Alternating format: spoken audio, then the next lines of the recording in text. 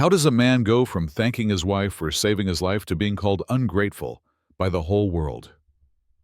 For nearly 2 decades, Keith Urban and Nicole Kidman were the picture of devotion, a love story built on rescue, recovery, and redemption. She stood by him through the darkest chapters of addiction. He turned her faith into songs that filled arenas and hearts alike. But then, one lyric changed, and everything unraveled. The internet called it betrayal. Headlines turned affection into accusation. Yet behind the noise lies a quieter truth, one about how gratitude can heal but also haunt. Because sometimes the line between love and debt blurs until both people are trapped inside the same story. Tonight, we look beyond the rumors to uncover what really happened and why the betrayal may not be betrayal at all.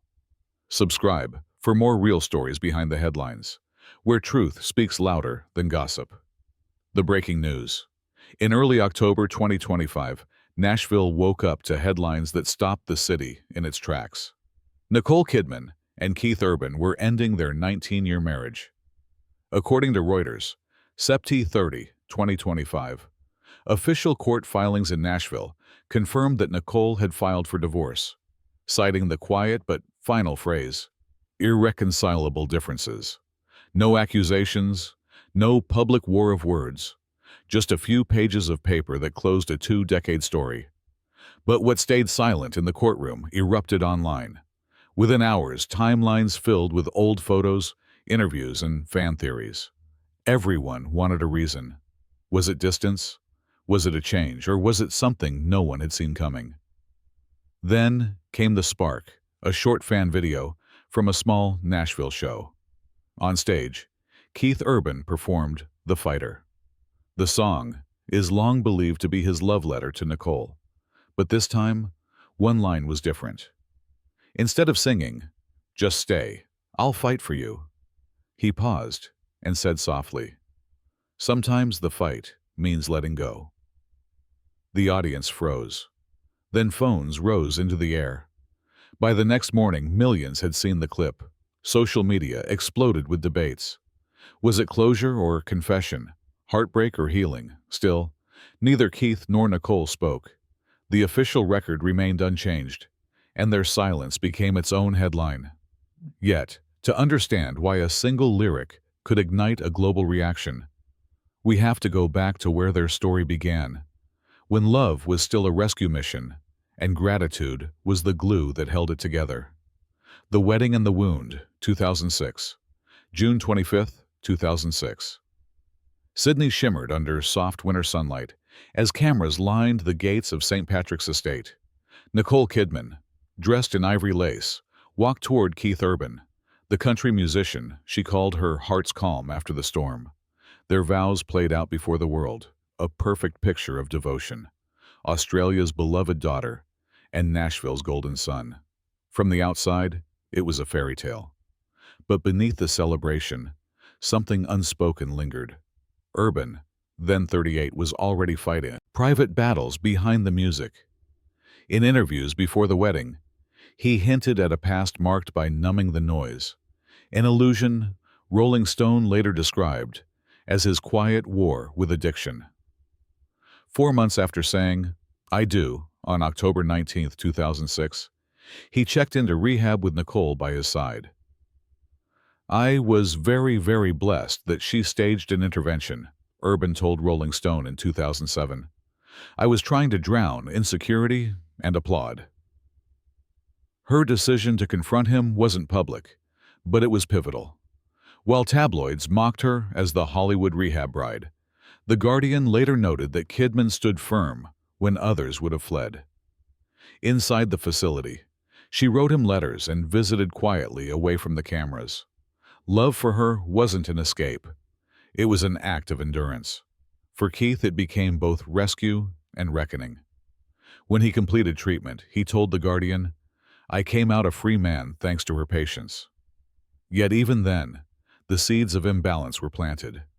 Gratitude became the new rhythm of their marriage, a melody that healed, but also reminded him of the debt he could never fully repay. Behind the glitter of a perfect wedding lay the wound that would shape every note he sang for the next 2 decades. Recovery and Gratitude, 2007-2010. By early 2007, Keith Urban had begun to rebuild his life, sober, grateful, and newly grounded. The man who once sang to numb his pain now sang to stay alive.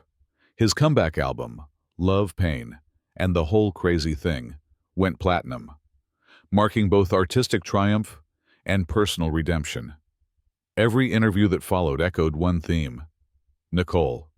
He thanked her on award stages, in liner notes, and in every public conversation.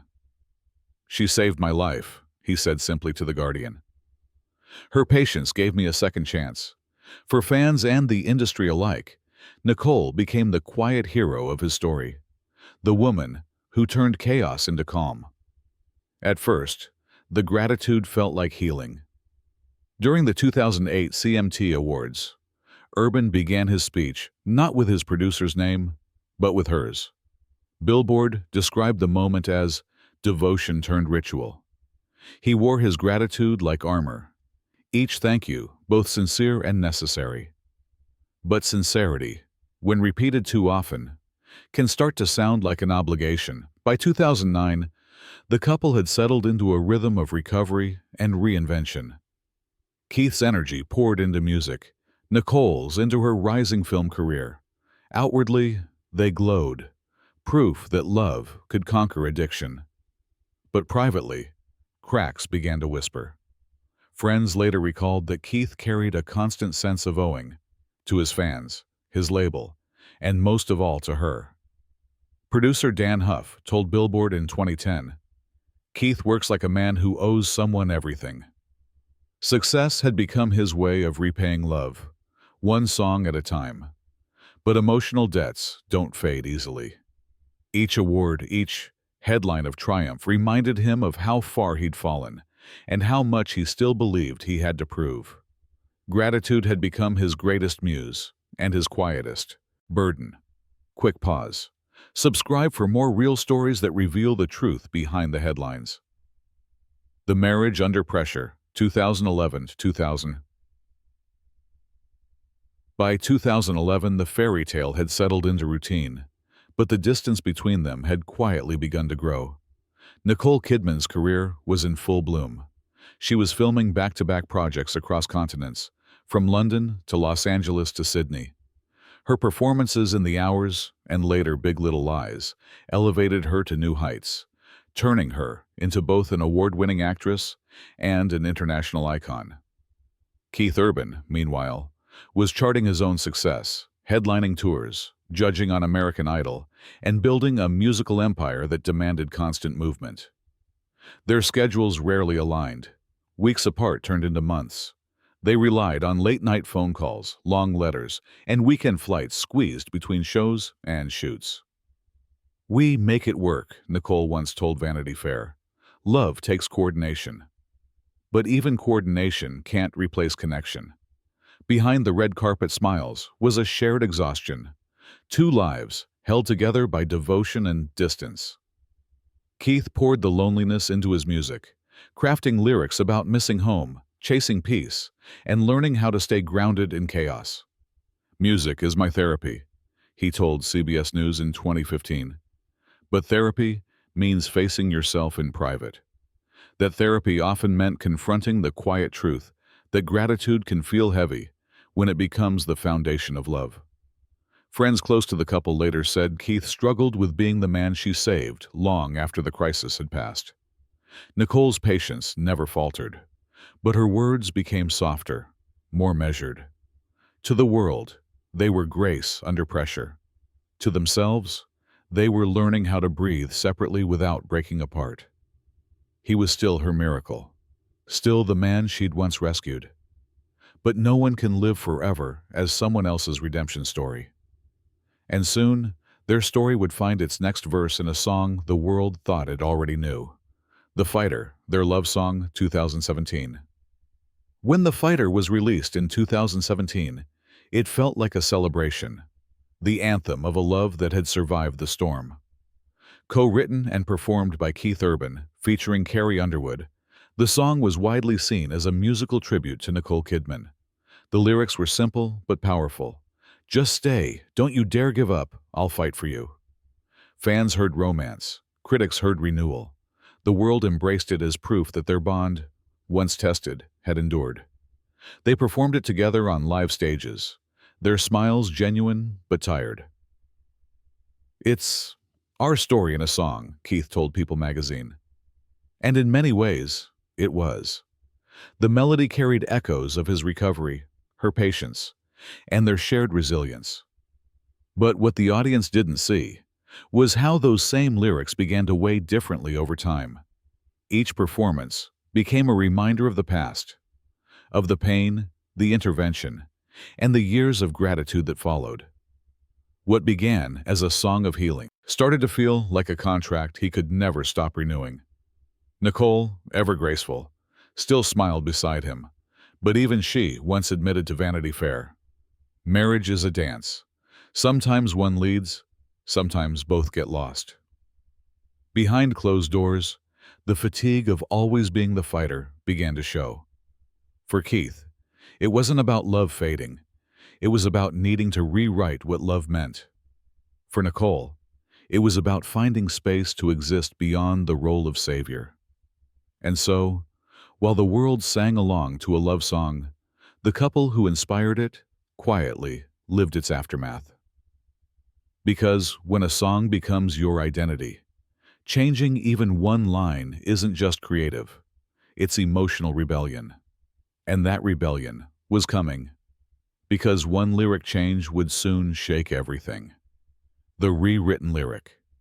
It was supposed to be a routine show, a modest Nashville stage, a familiar crowd, and the song that defined an era. But when Keith Urban picked up his guitar and played The Fighter, the audience heard something they weren't prepared for.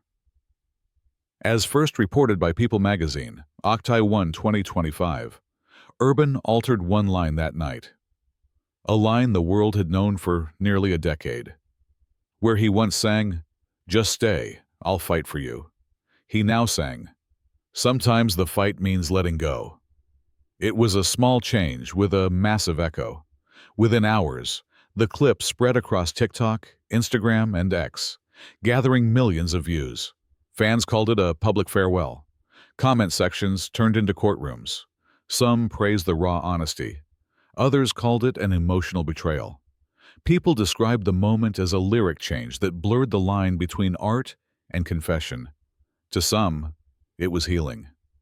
To others, it was the final verse of a love song that had outlived its promise. Industry friends urged patience, insisting that the change reflected growth, not resentment. But online, nuance rarely survives. The story became a storm. Nicole Kidman remained silent. No interviews, no statements. Just the same calm that had always defined her. Her grace contrasted with the noise around him. And as the world kept analyzing his lyrics, Keith withdrew from the spotlight, choosing quiet over comment. For him, that change was never meant as an irritation. It was acceptance, the acknowledgement that love and gratitude can coexist even as they end. Sometimes, the bravest thing a songwriter can do is let his own story evolve, because when a lyric changes, it doesn't rewrite the past. It finally makes peace with it. Quick reminder, subscribe now for more untold celebrity stories with truth, depth, and heart. Within days of the viral lyric change, Keith Urban canceled his upcoming Australian tour, offering only 2 words: personal reasons. The statement was short, almost fragile, but behind it lay exhaustion. For the first time in years, the man who filled stadiums disappeared from view. The lights outside his Nashville recording studio stayed on through the night. But inside, there was only stillness. No team, no press, no cameras, just Keith, his guitar, and a piano that had heard every version of his heartbreak. According to the Tennessean, he'd withdrawn from all appearances, choosing solitude over spectacle. An anonymous friend shared, "He's not hiding, He's healing. He wants to understand what the noise really means when it stops. For those who knew him best, the silence wasn't a collapse. It was a reflection. A studio technician later told AP News that he would often sit for hours playing two chords, muttering fragments of lyrics, trying to find peace in repetition. He wasn't chasing a hit, the technician said. He was chasing clarity. Meanwhile, on the other side of the world, Nicole Kidman was photographed leaving a cafe in Sydney. No ring, no statement, just calm composure. To her, silence had always been elegance, a quiet boundary against chaos. Where Keith retreated inward, Nicole stepped outward, carrying serenity like a shield. The public, however, filled that silence with imagination. Online threads twisted his absence into guilt, her quiet into saintliness. But real life was less cinematic. It was two people learning to exist beyond a shared story, one through stillness, the other through grace. By mid-October, even the tabloids began to lose interest. The hashtag slowed, the outrage softened. What remained was the image of a man alone at a piano and a woman walking calmly into a new morning. Sometimes the loudest chapter in a love story is the one written in silence, when both hearts finally stop performing and simply begin to heal. The redemption attempt. As October 2025 drew to a close, whispers began circulating through Nashville's music circles. Keith Urban was planning something unexpected. Not an interview, not a comeback album, but a single-night charity concert called Songs for Second Chance. It wasn't announced with fanfare, just a quiet leak through industry insiders and local journalists.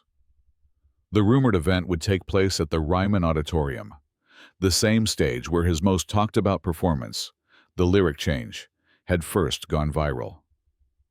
According to Billboard and The Tennessean, the proceeds were to benefit two causes deeply personal to him: the Betty Ford Center, where he first sought treatment in 2006, and a women's shelter in Sydney, long supported by Nicole Kidman.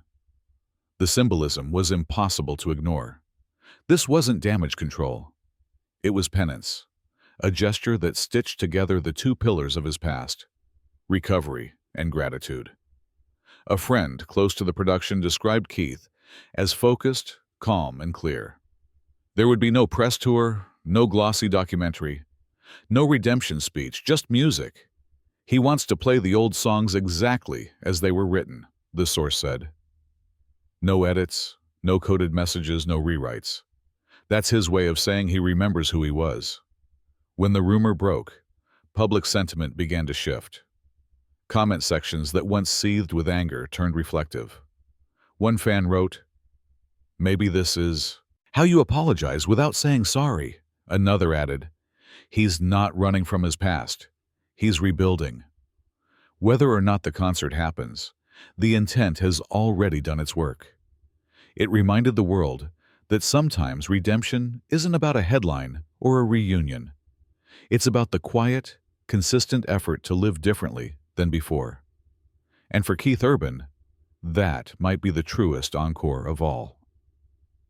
The bottom line: meaning of grace. By late October 2025, the storm had faded into something quieter: acceptance. Keith Urban remained in Nashville, recording new material and volunteering with recovery programs linked to the Betty Ford Foundation. Nicole Kidman, thousands of miles away, was on set in Sydney filming a limited series titled Grace of Silence. The name felt poetic, a reflection of the calm she had finally found. Neither had spoken publicly since the divorce. Yet their actions said enough. There was no bitterness, no spectacle, just two lives moving in parallel, shaped by the same story, but no longer bound by it. A close family friend told People, they stopped being each other's story and started being their own. Keith's rumored new track, Grace Note, reportedly captures that shift. Studio insiders describe it as fragile, unfinished, and deeply human. A man learning to sing without apology. One lyric scribbled on his studio wall reportedly reads, "Forgiveness has its own key. and I'm still tuning. It's not a love song. It's a lesson. And maybe that's the truth behind all of this. That love doesn't have to last forever to be real. It just has to change you before it leaves. Nicole remains the woman who once saved him. Keith, the man who finally learned how to save himself. Their story didn't end in scandal, but in grace, quiet, imperfect, and deeply human. Because sometimes the greatest redemption isn't reunion, it's peace. And sometimes the loudest forgiveness is the one you live, not the one you say. If this story moved you, tell us what you believe. Does love owe gratitude or freedom? Subscribe for more untold stories where truth matters more than rumor, and where every ending still has something left to